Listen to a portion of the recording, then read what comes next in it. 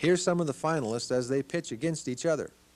Glenn Spears from Iowa takes on Carl Rittner from Missouri. From Pennsylvania, Thomas Baker goes against Ken Drury from Ontario. Harold Bull, Illinois. Ed Osterkamp, South Dakota. Mel Booth, Illinois. And from California, Casey Slews. From Wisconsin, it's Jim King pitching against Don Hoover from Georgia. Carl Rittner, Missouri, wins the men's Class N championship with an 8-1 record. His ringer percentage was 33.3. 36 pitchers signed up for men's Class M. Let's watch some of the action.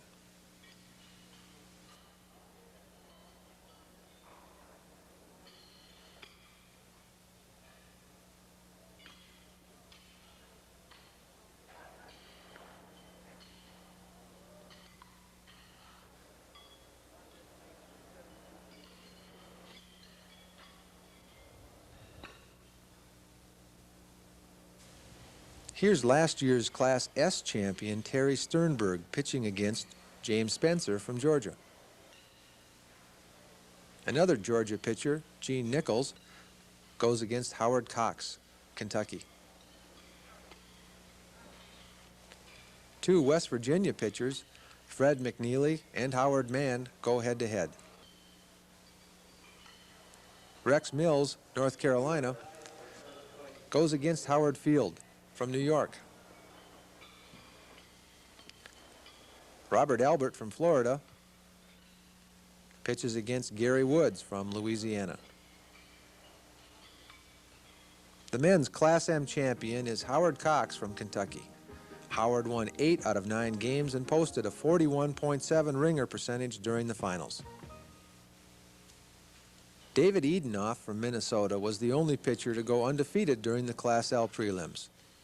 The highest percentage, however, went to Rod Tanner from Michigan with an outstanding 52.7. Here's a look at some of the rest of the Class L preliminary action.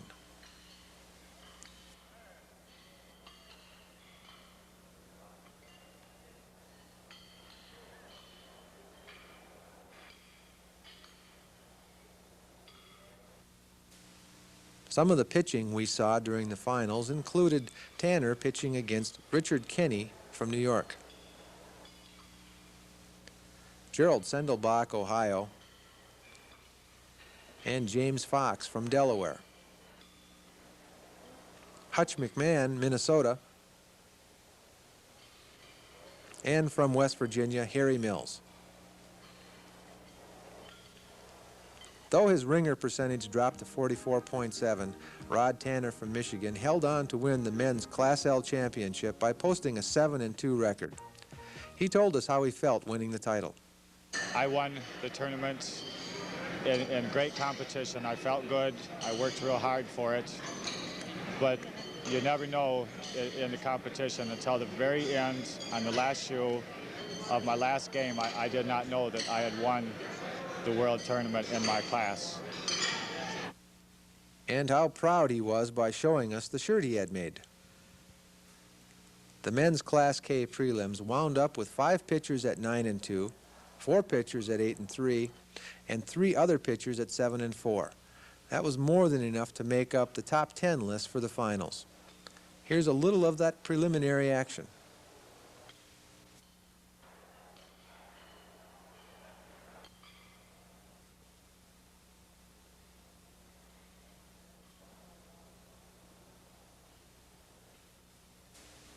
With all that close competition during the prelims, you'd expect some great games during the finals. Here's what we saw. Bill Hansen from Nebraska pitching against Californian Kenneth Bars. North Carolinian Dave Lloyd and Paul Coleman from Kentucky. Jim Gregory from Missouri, Kevin Miller from Ohio, Frank Kohler, Iowa, against Bob Champion from Colorado. As it turned out, the championship was decided during the last 4 shoes of the last game of regulation play. We were there.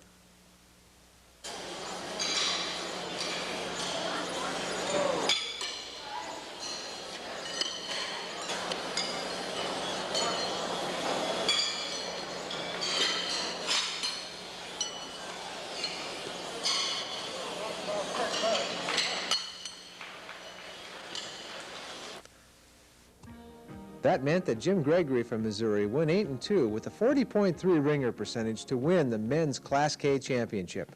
We talked with Jim right after the match. I come so close last year of placing in top 10 is just a big thrill. And just on a high right now. The other trophies that were given out on Wednesday were the result of the rest of the competition held during the day. That competition included some of the youngest and some of the oldest pitchers at the tournament. Let's get going with the intermediate men's Class E. This 9-game contest saw such matches as Robert Pluckebaum, Illinois, pitching against Jim Sipe from California. Leroy Meyer, Wisconsin, taking on John Hanneman from California. Here's Everett Smith from Kansas and Daniel Bauer, Colorado.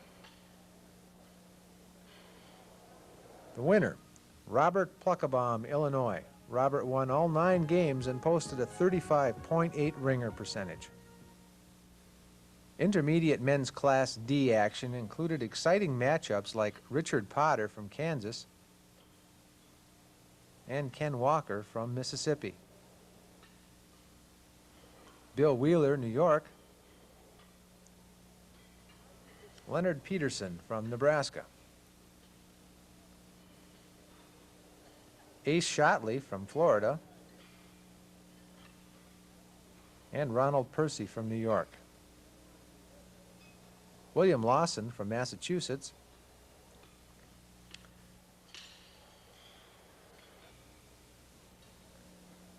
William Lawson from Massachusetts won the Intermediate Men's Class D Championship with an 8-1 record and a 32.8 ringer percentage.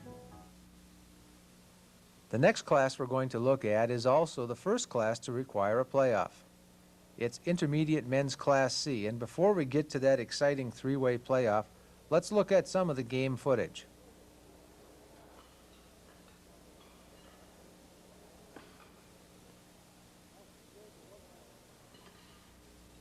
Now, here's the first playoff between Bob Wolf from Ohio and Howard Cochran from Kansas. The next game between Cochran and Donald Wilcox from New York would determine the championship. It was a close game all the way, with Wilcox making a come-from-behind victory. Howard Cochran missed his last 2 shoes, and that allowed Donald Wilcox the chance to win the title. So, with a record of 8-2 and a ringer percentage of 37.3, Donald Wilcox from New York becomes the Intermediate Men's Class C champion. There weren't any playoffs for Intermediate Men's Class B, but that doesn't mean there wasn't any excitement. Here's a close-up look at this class. Jerry Zagrang, Texas, and from Minnesota, Myron Flan. Myron was last year's Intermediate Men's Class D champion. Alex Simpson from Georgia. Ed David from Washington. Paul McKnight, North Carolina. Ken Olson from Wisconsin.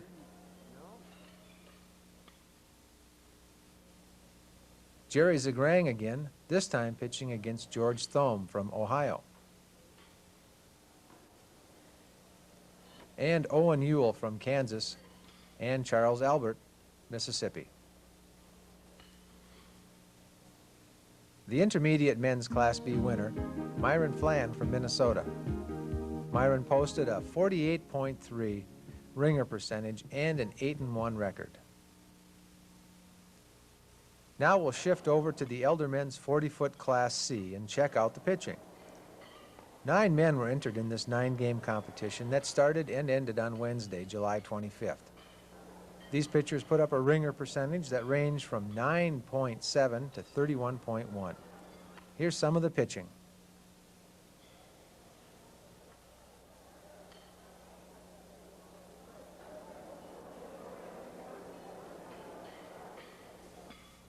Ken Nixon, New York, won 8 games and lost only 1 and held a ringer percentage of 31.1 to claim the title of Elder Men's 40-foot Class C champion.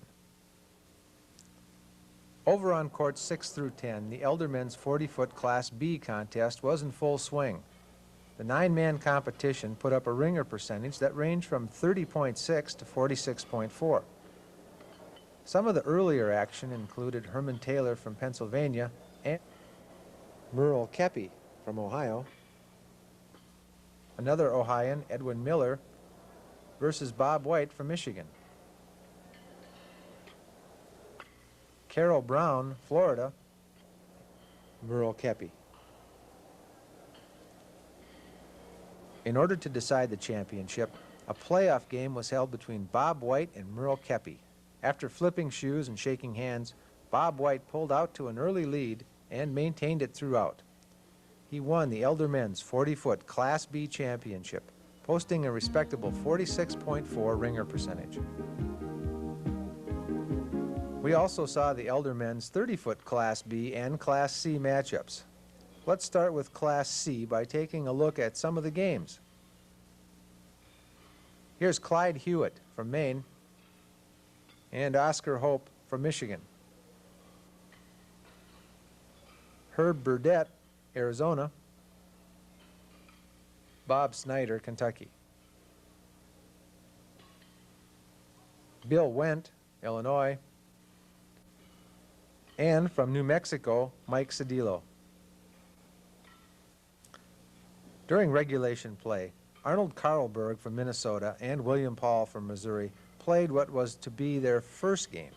They didn't know it at the time, but they'd be seeing each other in a playoff game to determine the class champion.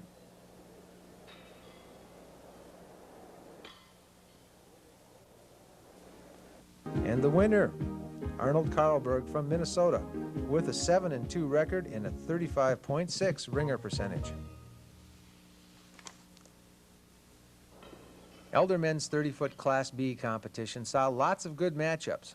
The ringer percentage ranged from 26.3 to 49.1. Let's watch some of the action.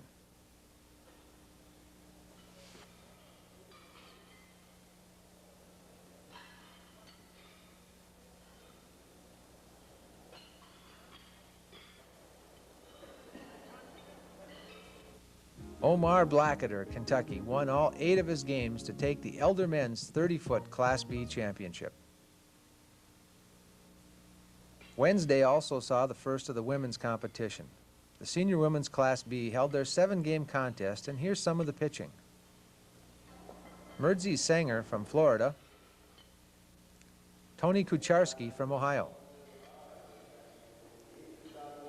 Pauline Smith, Kansas. And from Georgia, Mildred Ivester. Patricia Booner from Ohio. Rita Rosa, Florida. Marge Wilkerson from New York. And from Alberta, Lucy Cameron. In the end, Marge Wilkerson from New York won 1/2 game more than Lucy Cameron to claim the Senior Women's Class B championship. On Wednesday, the first Junior Girls games were held. Starting with Junior Girls Class B, let's take a look at the 5 young ladies that make up the class. Here's Kathy Kutch from Ontario, pitching against what might be the smallest competitor at this year's tournament, Michelle Newton from South Dakota. Kara Hicks, Virginia. And Carolyn Neeb from Ontario. And Heather Sternberg from Wisconsin, pitching against Kathy Kutch. Heather Sternberg, Wisconsin, won the Junior Girls Class B title after winning a playoff game from Carolyn Neeb.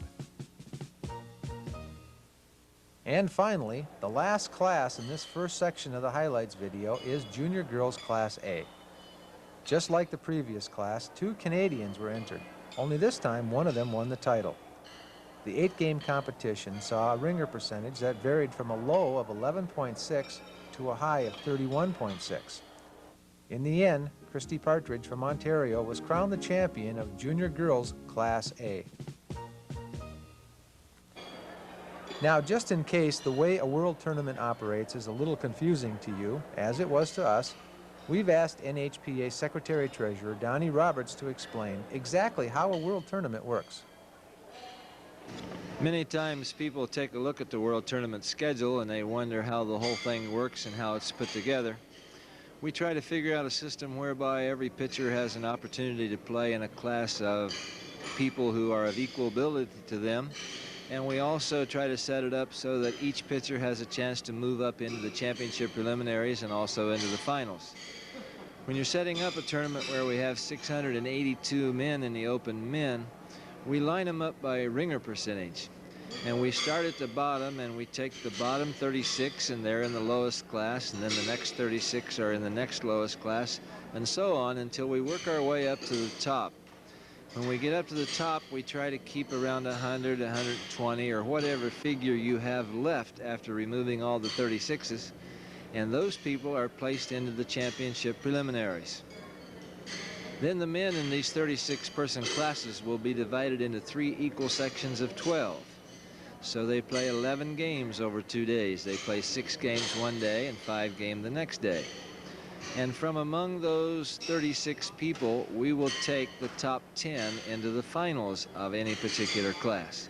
Those top 10 are selected by taking the 3 section winners, the next 4 best won and lost records, and then the 3 highest percentages. We'd like to go with just straight wins and losses, but because we have a pacer occasionally in some of the classes, we're unable to do that because winning a win over a pacer kind of gives you an unfair advantage over somebody else in another class. All of the people in the lower classes of 36 people have the opportunity to move into the championship preliminaries based on their ringer percentage for the 11 preliminary games. If they are one of the lucky people that moves into the championship preliminaries, they get to play with that bunch of good pitchers. After the championship preliminaries are held, the top 28 go into the championship class, and then we put the next 36 in Class A and the next 36 in Class B. And the reason you want to have a move-up system in a horseshoe tournament is because you really don't know how the pitchers are going to perform. And if you place them in Class D, and that's as far as they can ever go, they might suddenly get better or do well or something and not have the chance to move up. And it gives them a lot of incentive when they play. It's quite an honor to be one of those move-up people. Later on, to help illustrate what Donnie has just explained, we'll track one of the pitchers as he moves up and down the class ladder. But right now, let's get back to the action. Thursday and Friday were dedicated to men's classes C through J. These again were 2 full days of preliminary rounds with nearly 300 men pitching in these 11-game competitions. They were vying for a chance to make it to the championship round of their own class on Saturday, or a chance at one of the move-up positions into the men's championship class. Some, as we'll see, got a chance at both. Let's get started with men's Class J prelims. These 11-game competitions saw a ringer percentage from 22.3 to 48.4. That high percentage belonged to Michael Green from Illinois, who also went undefeated.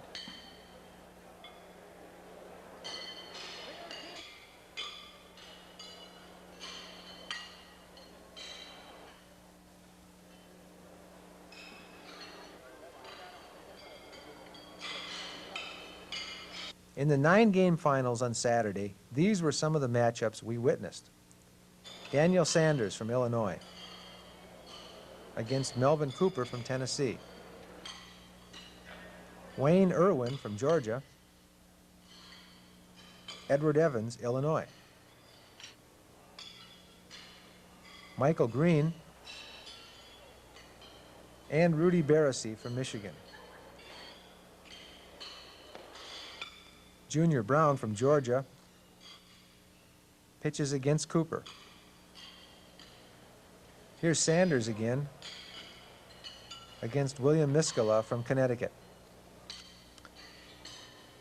And Frank Cali from Pennsylvania pitches against William Smith from Louisiana. The contest wasn't over, though.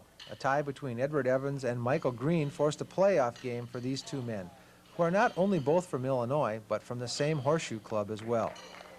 Green had won their earlier game during the finals and looked like he was going to repeat that feat. Edward Evans held on and won the men's Class J championship with an 8-2 record and a 42.0 ringer percentage. The men's Class I prelims had 38 pitchers trying to get into the finals. One man, Paul Burkett from Ohio, posted the highest ringer percentage at 48.8. And another, Jimmy Willard from North Carolina, went undefeated throughout the preliminary games. Let's watch.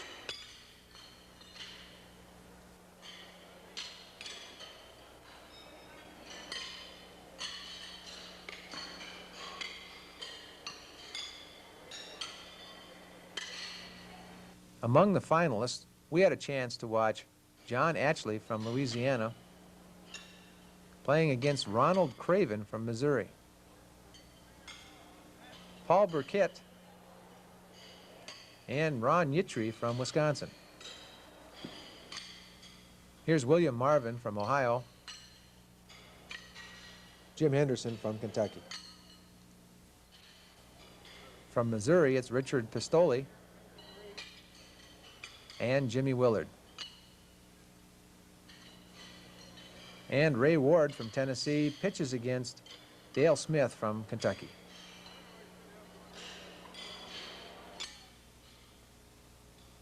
The 1990 Men's Class I champion is Ray Ward from Tennessee.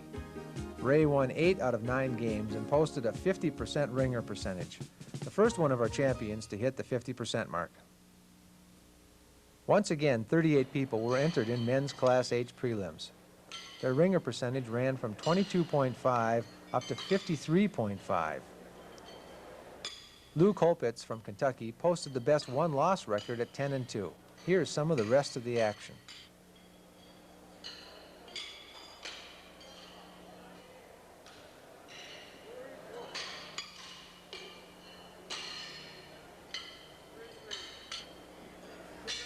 A two-way playoff was necessary to determine the 10 finalists.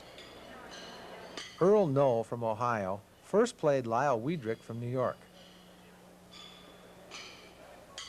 Next, he took on Archie Sexton from Indiana in order to make the finals.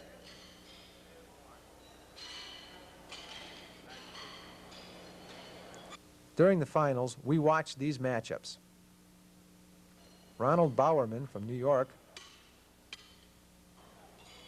From Massachusetts, Bob Klainen. From Wisconsin, Kenneth Yeager. Wayne Hamby from Illinois. Harold Koch from Wyoming. From Minnesota, Dean Heng. Here's Earl Knoll and Lou Kolpitz. From Ohio, Ken Farley and Sam Raymond from New Hampshire. The winner of Men's Class H is Lou Kolpitz, Kentucky. Lou's record was 8-1 and he pitched a 53.9 ringer percentage. In the prelims for Men's Class G, a playoff was needed to determine who made it to the finals. Larry Guimond from Maine first played against Albert Buckland from New York. William Masterson pitches against Alan Withrow from Colorado. The winner of Men's Class G is William Masterson, another champion from Missouri. Masterson beat Alan Withrow in a playoff game for the championship.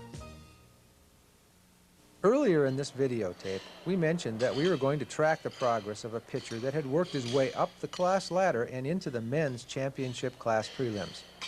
That individual is Gerald Hammock.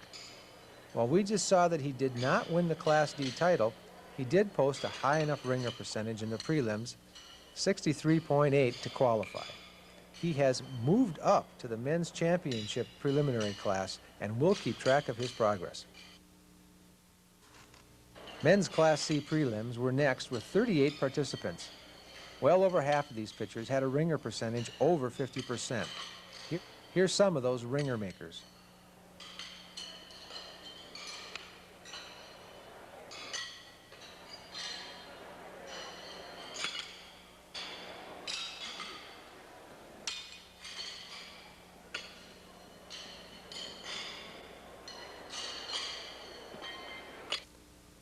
Here are some of the matches we watched during the men's Class C finals.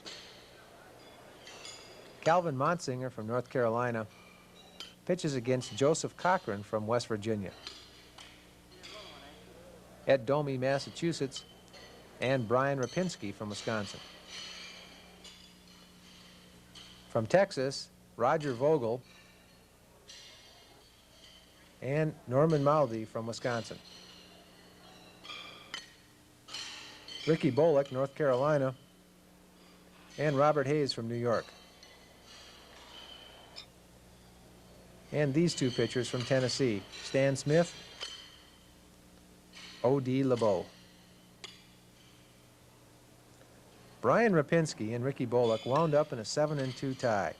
In the playoff, Brian Rapinski won the game and the title of men's Class C champion. On Saturday, trophies were also awarded for the Junior Girls Championship class. Here's a look at how Celeste Polak from Texas earned the title of Junior Girls World Champion. There were 8 young ladies entered in the Junior Girls Championship class. Their overall ringer percentage ranged from a low of 23.1 to a high of 66.4. Let's start tracking some of the action by watching last year's champion Jenny Walters from Ohio as she pitches against Tiffany Gage from Minnesota. Here's Julie Walters and Tanya Hicks from Virginia. Pam Steinke from Wisconsin pitches against Pamela Morris from Oklahoma. And later, Morris pitches against Renee Sternberg from Wisconsin. In the last round of competition, we saw these matchups. Julie and Tiffany. Jenny pitches against Tanya. Here's Renee and Pamela. And finally, Pam pitches against Celeste. In an incredible performance, Celeste Polak from Texas went 14-0 and amassed a 66.4 ringer percentage to win the Junior Girls World Championship. Here's what she had to say. Pretty good chance to win because I was pitching better than everybody else when I came into this, but I didn't think I'd pitch as good as I did, you know, setting the record with the highest game as an individual and stuff, because usually the last 2 World Tournaments, I pitched like 10% below my average, and this year I pitched like 10% above it. And I knew I had pitched good against Jenny and Julie Walters, but I knew how they were pitching because I had, you know, we're real good friends and everything, and I had talked to their brother John, and he told me, you know, pretty much how they were pitching and stuff. And I had a tight game with Julie, and then the second day when I pitched Renee, you know, I didn't know if, you know, that was a close game, and yeah, I had I don't know, it was she was pitching good, and I had to pitch better to beat her, but this is tough competition this year, and I had beaten the defending champ. That felt good. You know, since we're good friends and all, you know, but it was great. You know. The junior boys classes A through E held their second round of games. The first round was held on Wednesday. Let's see how they did, starting with junior boys class E. Anyone who had a photograph 6 boys were entered in this class with a ringer percentage that ranged from 1.3 to 24.5. The matchups we witnessed included one game of 2 of the smallest competitors, Tommy Hicks from Virginia and Jeff Roosevelt from Minnesota. Here's Michael Jones from Illinois, Jeremy Bauer from Colorado. During the Saturday games, we watched Jeff Roosevelt and Jared Loma from Ohio. Gannon Bender from West Virginia goes against Jeremy Bauer. And Michael Jones takes on Tommy Hicks. And the winner of Junior Boys Class E is Jeremy Bauer from Colorado. Jerry had a perfect record, going 10-0 with a 24.5 ringer percentage to win the championship. The Junior Boys, the last of the trophies awarded on this Saturday went to the Junior Boys Class A. 5 boys pitched in this event, and here's some of what we saw.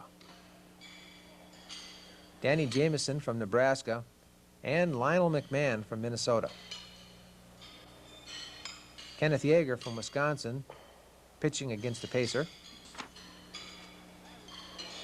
Greg Nally from Kentucky and Lionel McMahon. And Rusty Morgan from Georgia pitches against Ken Yeager. The trophy for Boys Class A went to Danny Jameson from Nebraska. Danny won 7 out of 9 games and pitched a 65.0 ringer percentage. Sunday, July 29th. The tournament is in its 7th day. The men's championship preliminaries take up the bulk of the day with their 9-game competition. The best pitchers in the world are now in Stone Mountain, Georgia, all trying to win enough games to qualify for the championship class. Here's what a few of the top contenders had to say about who exactly is going to be this year's world champion. Yes, I think the men's champion will be Walter Ray Williams. Well, just guessing from the preliminary round, I would guess Walter Ray Williams. He'll be tough, I'm sure. Jim Nisley, Kevin Cohn, Art Tyson, and everybody will be tough. Well, right now, you got to consider Alan Francis, defending champion. You always got to consider that guy because, they know how to win. They've done it before. So Alan's going to be in there undoubtedly. And Walter Ray's thrown it at a real good level. He's thrown it, what do you throw, 92% here in the preliminaries. And we always have a lot of good games. And I played him earlier this year at Greenville High, and I'm fortunate enough to beat him, but he played real well. So I consider Walter Ray and Francis maybe the ones to beat. He usually is a tough opponent. Sometimes he doesn't pitch his best game against me. Sometimes he pitches a fair game against me. And sometimes I don't pitch my best game against him. So it's a matter of just, if I can pitch my game, I should be able to beat him. But he's been having some really good games this tournament. So it's a matter of just getting out there and throwing one or two more ringers than he does. Well, of course, you know that Alan Francis is a defending champion. He's always tough. But I think the guy that really beat now is Walter Ray Williams Jr. He's averaging around 85%. And we also know that Jim Nisley is a tough competitor when it comes down to the grind and to endurance. Nisley, I think, is the best player when it comes down to the nitty-gritty. I think those are the 3 toughest players right there that I have to face. If I can get by with all 3 of those guys, I believe I can win this thing. Sunday night was the annual NHPA Hall of Fame banquet. It started out with a boat ride around Stone Mountain Lake, including a social hour and a dinner. As you would expect, there were also a few announcements and a few speeches. But the highlights of the evening were the awards given out to some very special people. Dave Laux started by selecting St. Pierre Manufacturing as this year's recipient of the President's Award. This year's winner of the Art Stokes Award went to Donald Coso. We caught up with him a few days later and asked him how it felt to win this coveted award.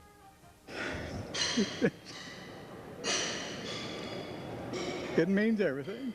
Okay.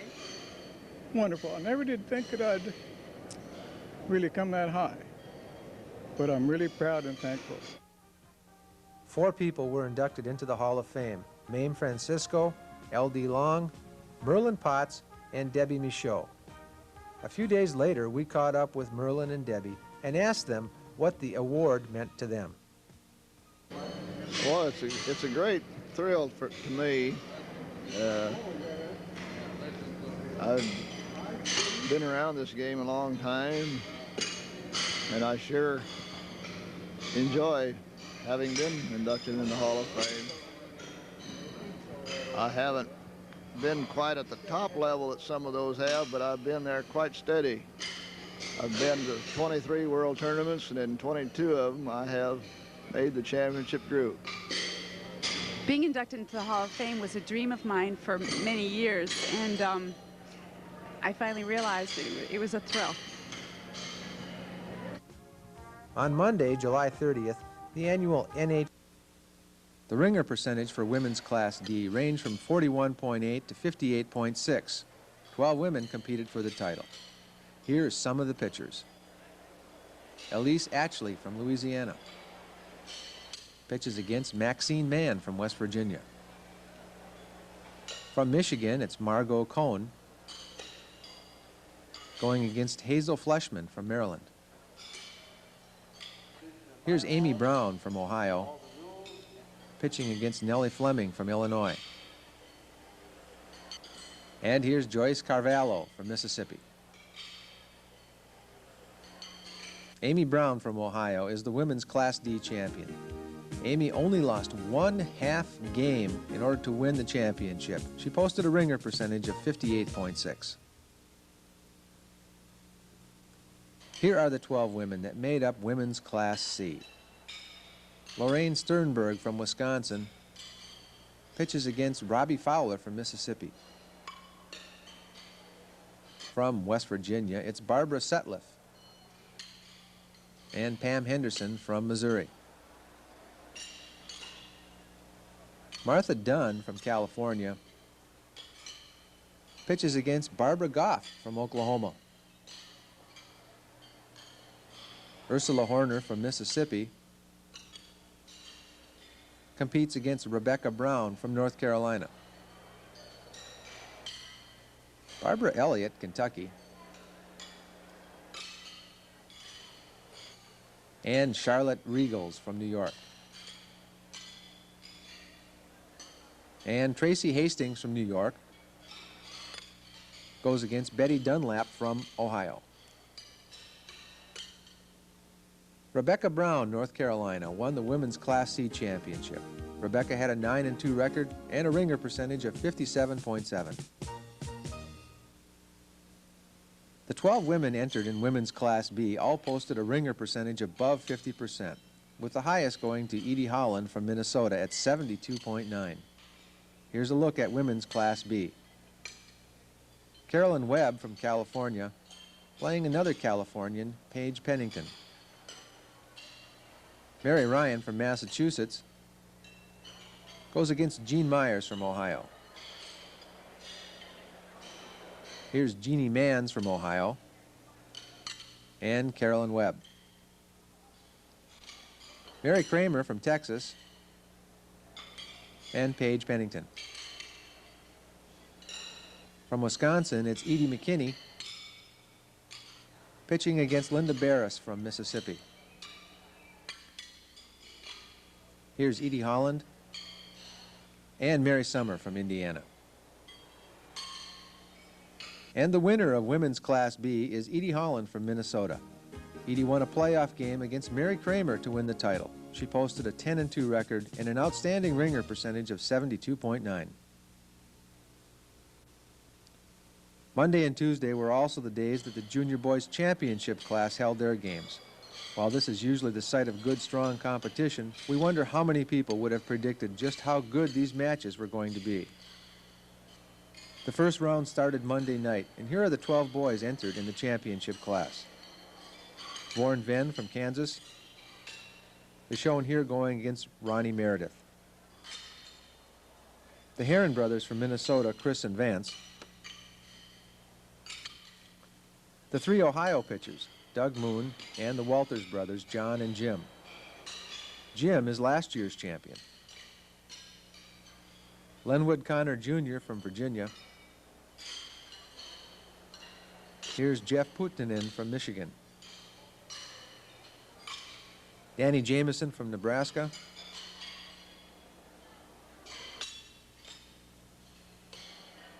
Greg Nally from Kentucky.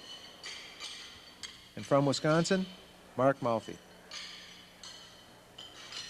There were many good matches throughout the entire class, but two of the ones we're going to show involve Warren Venn. In this first one, he's pitching against Lenwood Connor. As the crowd watched, this very, very close game came down to a judge's decision. Warren got the point and the game. The other game Warren was in was against Jim Walters, and it just might have been the best match of the entire tournament. Both boys were undefeated at the time, and both were looking like they had a real shot at the title. During the match, there were 12 straight 4-deads. Out of 118 shoes, Warren threw 103 ringers, and Jim threw 108. In the end, Jim Walters won the game 40-25.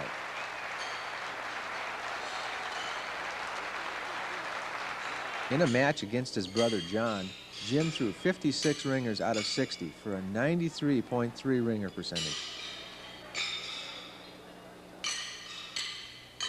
Jim Walters from Ohio is once again the junior boys world champion, going 11-0 with an 84.9 ringer percentage. While Jim is a young man with only a few words to say, he did tell us what it felt like to win his second title. Great. Great? Yeah. Did you think you'd have any trouble defending your title? Yeah, Why? because the competition was a lot greater this year, and there's better pitchers. Who was the toughest match against? Probably Warren Venn and Doug Moon. Trophies were also awarded to several other classes that had already completed their competition. Here's a look. In the senior men's championship class, 12 men were entered. The ringer percentage ranged from a low of 46.9 to a high of 65.6. Here are some of the matchups we saw during their 11-game contest. Marvin Reheis from Kansas. Ed Risley from New York. Max Roseberry from Ohio pitches against Bill Henn from Kentucky. From Pennsylvania, it's Casey Danner and Carl Steinfeld from Florida. And Lawrence Miller from Ohio competes against Curly Siebold from Indiana. And the world champion of the senior men's championship class is Carl Steinfeld from Florida. Carl posted a 10-1 record and a ringer percentage of 65.6. 9-game finals, we glimpsed these matches. Van Fox from Tennessee, and from Illinois, Larry Knopp. Ricky Bolick, North Carolina, competes against Charles Kilgore from Missouri. Jack Freeman pitches against Calvin Motzinger from North Carolina. Here's Tom Price and Jack Freeman. In the end, Jack Freeman from Tennessee was the men's Class B champion. Jack posted an 8-1 record and a ringer percentage of 68.9. The men's Class A preliminaries consisted of 34 men. One of these pitchers was Gerald Hammock from North Carolina. Gerald Hammock was the person we were following to illustrate how the move-up system works. Here, he describes what happened. I came in with a 57.1 average and was placed in D bracket. But after 12 games in Class D, I was very fortunate enough to be in the top 10 in the championship bracket of Class D, and was very fortunate enough to be tied for the championship title, but I happened to lose it to a young man from Tennessee, Tom Price. But my 63.8 average for the tournament gave me a spot in the top 11 in the championship preliminaries. Game contest on Friday for the men's Class A finals. Here's some of the matches we saw. Gary Minnick from Arizona pitching against Gail Green from Vermont. From Washington, it's Peter Clark. Here's Stan Griggs from Missouri. And Richard Pinter from Colorado. Richard Pinter from Colorado is the men's Class A champion. Richard won all 9 of his games in the finals and posted a 71.4 ringer percentage. The final class courts, we asked for some predictions. I think they're all tough. There's quite a few tough competitors. There's the usual ones like Diane Canton and Phyllis Niegar and Debbie Michaud, Lois Webster and Sue Snyder. But then there's some that are really coming out, like Mary Lee Sommer and a bunch of other ones that I haven't had too much of a chance to see play yet. I think the toughest competitors are going to be the same people that always are the toughest competitors. I think Phyllis Niegaard is undeniably the best person for concentrating and focusing. I think Diane Canton and Sandy McLaughlin have incredible ability.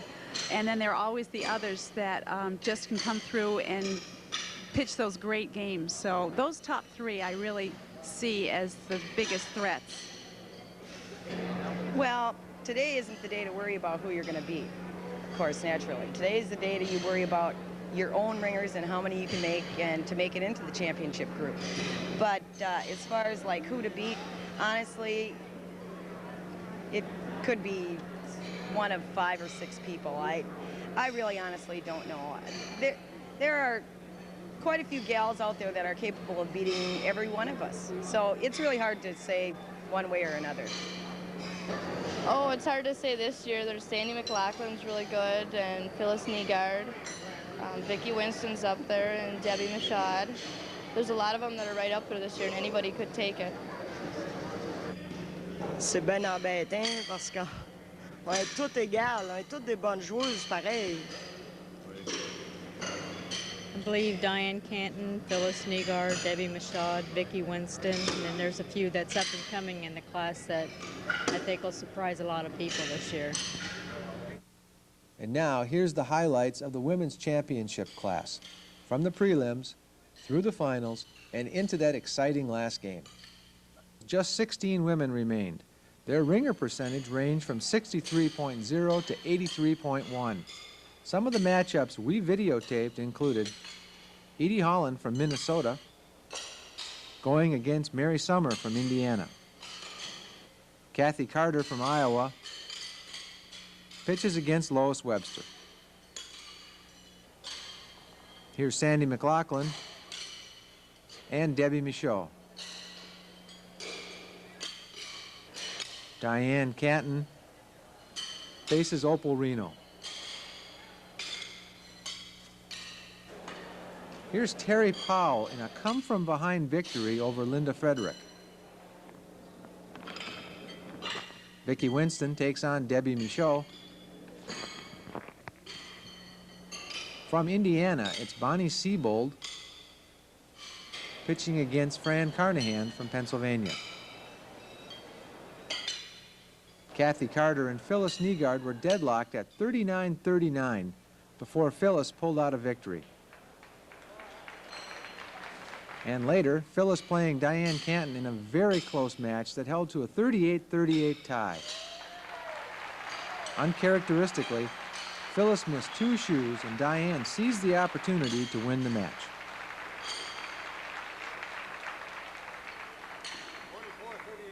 At the end of the 14th round, 2 pitchers remained unbeaten, Diane Canton and Terry Powell. Already scheduled to play each other in the final game, it turned out that this match would determine the World Championship. Here's Donnie Roberts and Dave Laux with the play-by-play. Her double, so it's 3 ringers, 3 for Diane. Makes her 27, and Terry Powell still has 39 after 92 shoes. I really think on that second shoe, Dave, of Terry's there, that knowing the score was 39 and knowing how impressive it would be to throw a double off 39 to put the pressure on Diane, that she just hung on to that second shoe a little bit under the pressure. Diane's first shoe is a perfect ringer.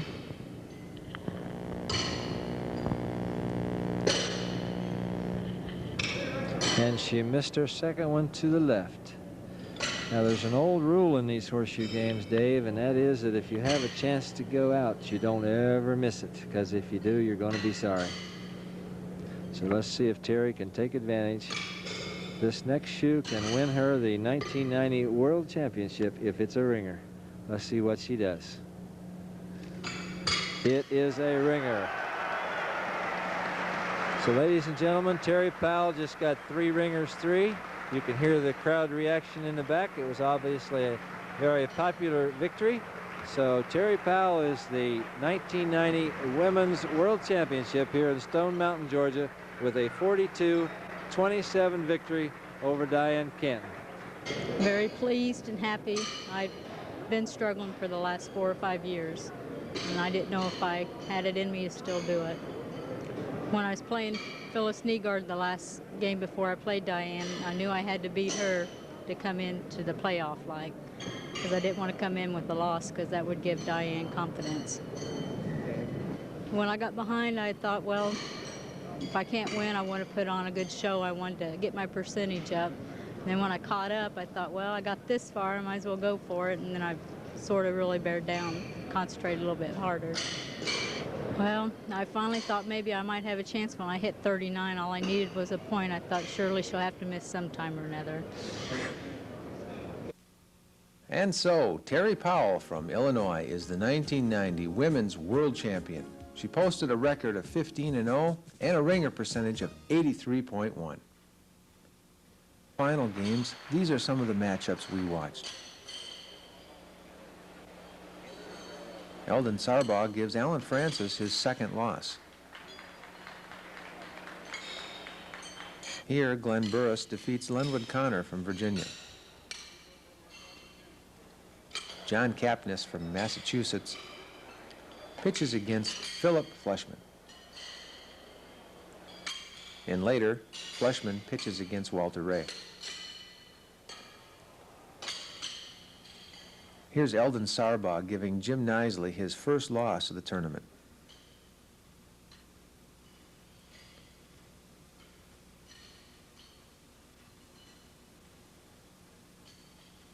As we near the end of the final game section, we concentrate on these leaders.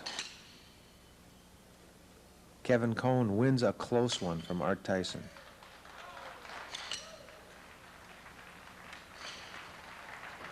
Walter Ray gets a victory from Kevin Cohn. In a rematch from last year's World Championship game, Jim Knisely gets revenge on Alan Francis.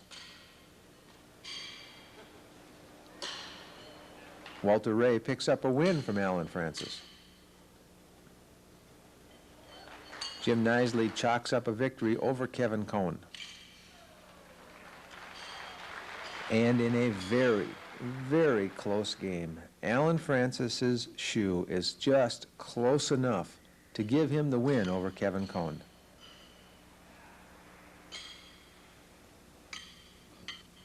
After 25 wins and 1 loss apiece, Walter Ray Williams and Jim Knisely meet for the final game of the competition and for the title of World Champion. The judges ruled that the shoe was not on, so it's 3 ringers 3 for Jim Knisely, makes Knisely 37-24.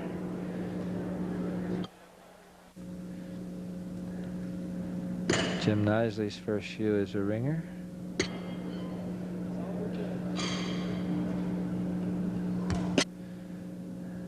And Jim Knisely's second shoe is a ringer. So Walter Ray is faced with the situation of having to kill Jim Knisely's double once more.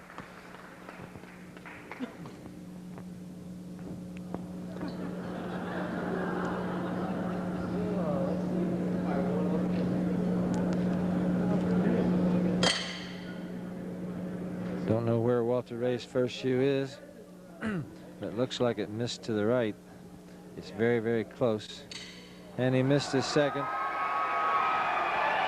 So Jim Knisely is the 1990 Men's World Horseshoe Pitching Championship.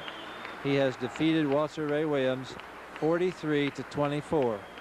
You see a lot of cheering from the audience, and of course Jim Knisely threw his hat in the air as he did last year when the last time he won the World Championship.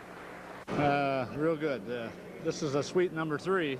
It looked kind of bad starting out today, and my high buddy beat me the first game, and looked like it was uphill. I didn't give up, and I never give up, and it paid off today, I guess.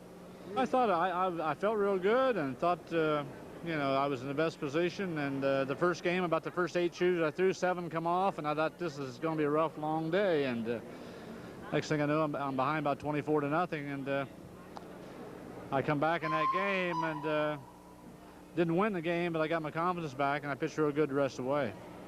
Well, Walter's probably maybe the best horseshoe pitcher in the world. I don't know. He I hope maybe I'm the best pressure pitcher, but Walter's the best percentage pitcher, I think, in the game today.